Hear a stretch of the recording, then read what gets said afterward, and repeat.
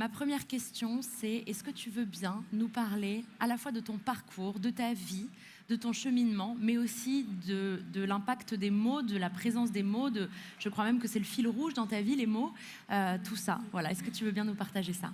Bien sûr, avec plaisir. C'est un peu gratuit d'abord. Est-ce que vous imaginez un jour un médecin vous dire « vous ne parlerez jamais ». Ce jour-là, vous avez 9 mois.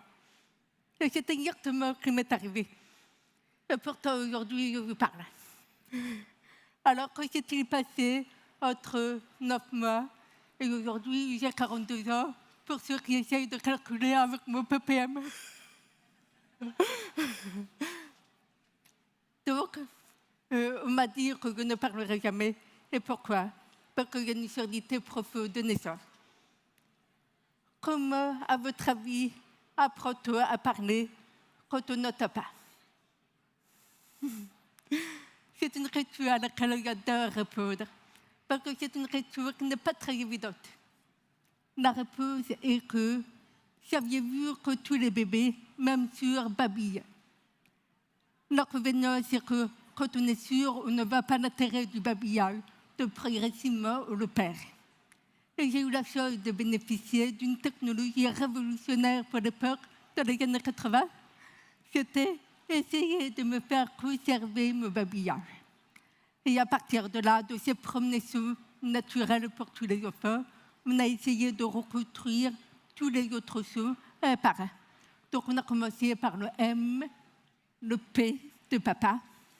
Et après, on a essayé de rajouter les voyelles. Le A, le I, le E, qui ne toujours pas parfait, vous remarquerez. Et donc, avec ça, j'ai commencé en fait mon expérience avec les mots. Il faut savoir que j'ai commencé à avoir des phrases à 6 ans. Et j'ai commencé à lire à 4 ans. Donc, en fait, je suis lire avant de parler. Donc, finalement, mon expérience en fait, avec les mots a commencé par l'écrit. Et l'écrit, finalement, a été un élément fondateur dans ma vie. Parce que c'est grâce à l'écrit que j'ai découvert la vie. Imaginez, pour vous situer un petit peu, qu'on me promenait coup de fil, sans personne pour me traduire, en totale autonomie. J'avais 36 ans. J'en ai 42 aujourd'hui, vous imaginez. Donc, la question était, comment une conversation téléphonique? Eh bien, j'ai trouvé la réponse dans les livres. Et finalement, ma vie a été comme ça, où j'ai tout appris, le mode intérieur des gens, qui ressemblait tellement au mien, alors qu'en apparence, tout le monde avait l'air d'aller super bien. Je me suis aperçu que les gens se posaient des questions. Je me suis aperçu que les gens avaient des sentiments ou positifs ou négatifs, et qu'ils devaient jongler avec ça. Mais comment on fait pour jongler avec ça? Je n'ai pas eu la réponse pendant des années, jusqu'au point de faire une dépression. J'ai atterri chez la psy. Et justement, quand on parle du pouvoir des mots, les mots qui consolent, versus les mots qui tirent vers le bas, les mots qui nous blessent, qui nous renvoient à notre différence, à notre handicap. Imaginez que ces mots-là, vous les avez tous entendus.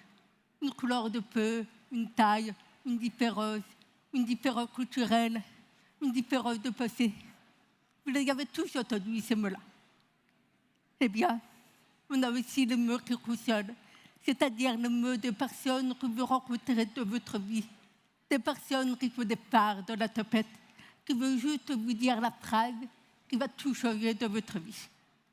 Et un jour, j'ai rencontré cette personne-là. C'était un avocat quand j'avais 20 ans, qui m'a dit « Virginie, tu ne l'as pas encore compris, mais ton handicap est ta force. » Je peux vous dire que la première réaction a été « Mais quelle soirée !» Je ne comprends rien à ma vie. Et en réalité, il avait un temps d'avance. Forcément, il était un petit peu plus âgé que moi. Et surtout, en fait, ce qui a été magique avec cette phrase, c'est qu'elle est revenue dans ma tête régulièrement comme un refrain. Et un jour, bien des années plus tard, j'ai compris. j'ai compris en fait le pouvoir des mots, mais aussi le pouvoir de la différence. En quoi la différence aujourd'hui en France est une chose à cadeau. Et je vais partager avec vous sur cadeau. Quand on est différent, on a tendance à croire que les choses sont plus compliquées, et c'est vrai. Mais on a tendance aussi à voir le verre à moitié vide. À partir du moment où on commence à essayer de voir le verre à moitié plein, les choses changent. Et c'est là où la magie de la différence commence. Et c'est là où on découvre la puissance des mots. Ensuite, dans ma vie professionnelle, j'ai découvert avec toi, d'ailleurs, que la parole, le mot, était devenu le fil conducteur de ma vie. Je suis devenue avocate, alors que tout le monde me disait que c'était impossible. Avocate, le métier de la parole. Pour une personne sourde, c'est un peu clouté, on est d'accord. Ensuite, après 10 ans de droit, j'ai fait du marketing. Mais pour moi, le marketing, c'était la couleur, c'était le fun. Mais je n'avais pas passé au mot, au slogan, à qu'on veut faire passer comme message sur un produit ou sur une marque. Donc le mot encore. Aujourd'hui, je suis conférencière. Conférencière, c'est quoi? C'est faire passer des messages qui impactent. Et moi, mon rêve, ma mission, est de faire en sorte que plus personne en France ne souffre d'être différent. Nous valons bien plus que ça. Nous avons tellement de richesses en nous, chacun et chacune. Et puis, je suis aussi animatrice d'une émission de télévision. Si on m'avait dit, enfin, que je ferais tout ça, que ma vie serait guidée par les mots, mais jamais je n'y aurais cru. Alors que je veux partager avec vous aujourd'hui, c'est n'oubliez jamais la puissance des mots. Mais au-delà de la puissance des mots, ça veut dire mettez cette puissance à votre service, que vous soyez des hommes ou des femmes. Mais j'ai quand même envie de parler un petit peu plus à vous, mesdames, vous, mes amis, vous, les femmes. Nous sommes trop peu aujourd'hui dans tous ces métiers de parole. Nous sommes trop peu nombreuses à faire savoir ce que nous savons faire. Nous sommes trop peu nombreux à partager notre vision du monde. Donc, s'il vous plaît, maintenant que vous l'avez compris, faites-vous entendre. Utilisez la force de la parole des mots. Et là, vous me rendrez la plus heureuse du monde.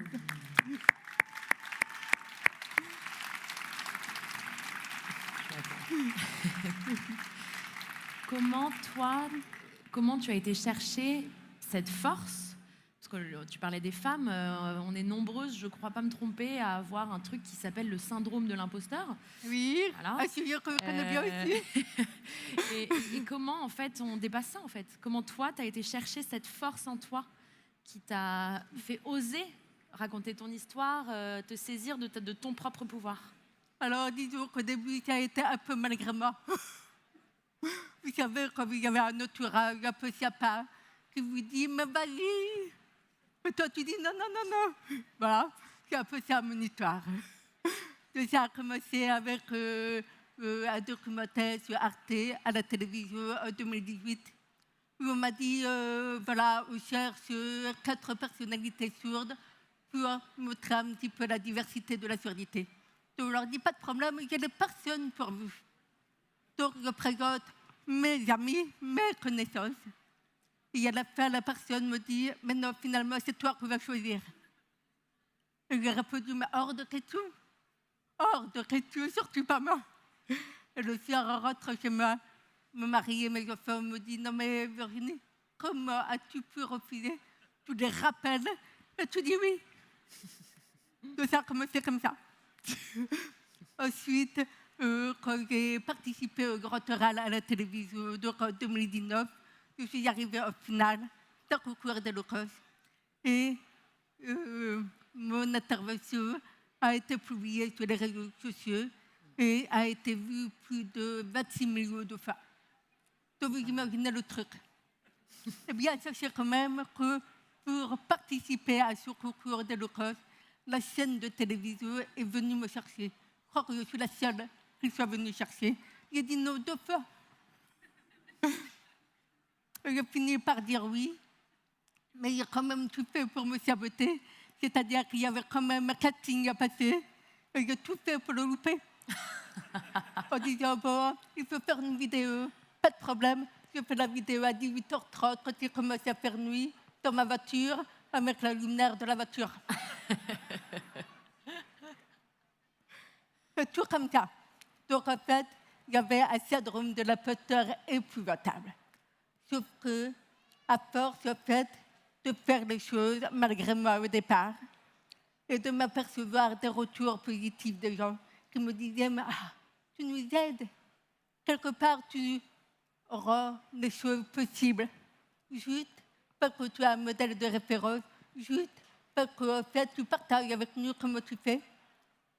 Je me suis dit, bon, ok, très bien. Je vais accepter les compliments. C'est déjà un énorme progrès. Mais surtout, qu'est-ce que je peux faire finalement de cette notoriété qui me tombe un peu dessus et qui me fait un peu peur. J'ai travaillé ça au coaching. Et mon coach m'a dit une phrase. Il m'a dit, écoute Virginie, comment tu peux faire pour mettre cette notoriété au service d'une cause qui est importante pour toi? Et là, en fait, ça a débloqué tous les verrous. Donc, je vous invite en fait à vous interroger sur cette cause qui est importante pour vous, pour laquelle vous êtes prête ou prêt à sortir votre épée. Et là, vous aurez beaucoup moins le syndrome de l'imposteur. Est-ce qu'il y a d'autres phrases qui te viennent? Tu parlais des phrases qui tirent vers le haut, voilà, Oui. qui font du bien, et les phrases qui tirent vers le bas, que ce soit d'ailleurs nos phrases à nous ou les phrases des autres. Est-ce qu'il y a d'autres phrases qui t'ont permis d'avancer dans la vie? Ou à l'inverse, des phrases que tu aurais prononcées à d'autres? Tu parlais de mettre ta notoriété, ton pouvoir au service des autres. Comment tu empower, c'est la mode, mais comment est-ce que tu accompagnes d'autres personnes à se saisir de leur pouvoir? Vous êtes parti pour une conférence. Alors, la plus courte dure 18 minutes. Ce que je partage, c'est vous n'êtes pas ce qui vous arrive. Vous êtes ce que vous choisissez d'être. Parce qu'en fait, en réalité, partout, c'est avec des cartes. Certains ont un jeu a priori plus favorable au départ, d'autres ont un jeu de cartes un peu plus riche. Mais ce n'est pas parce que vous avez un jeu de cartes au départ qui va définir qui vous allez devenir. Et souvent, c'est une question de mindset.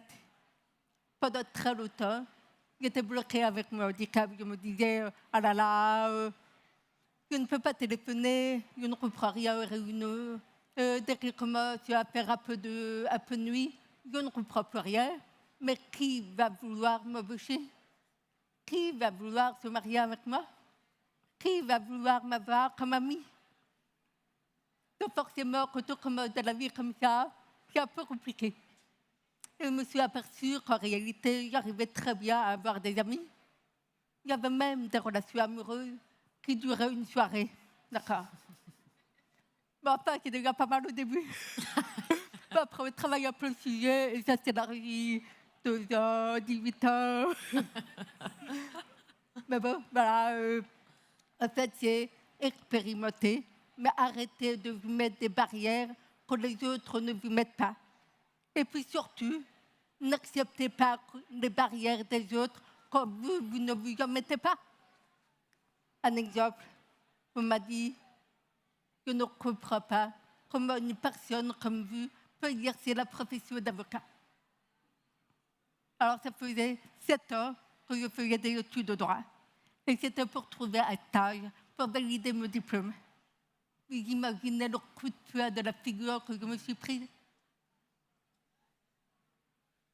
J'ai mis un peu de temps avant d'avaler ma salive et de me dire comment je réagis à ça. Mon côté rebelle, évidemment, avait envie de lui mettre un coup de poing dans la figure. Mon côté civilisé, j'ai dit, bon, tu cherches un stage, n'oublie pas, ne veux pas te faire griller sur la place professionnelle. Donc, contrôle. Il a quand même sorti un truc entre les deux en disant, mais en fait, si vous me dites ça, c'est que vous n'avez rien compris à la profession d'avocat. Justement, je suis là pour défendre les personnes victimes de personnes comme vous. Des personnes qui ne sont pas capables de se défendre. Au revoir.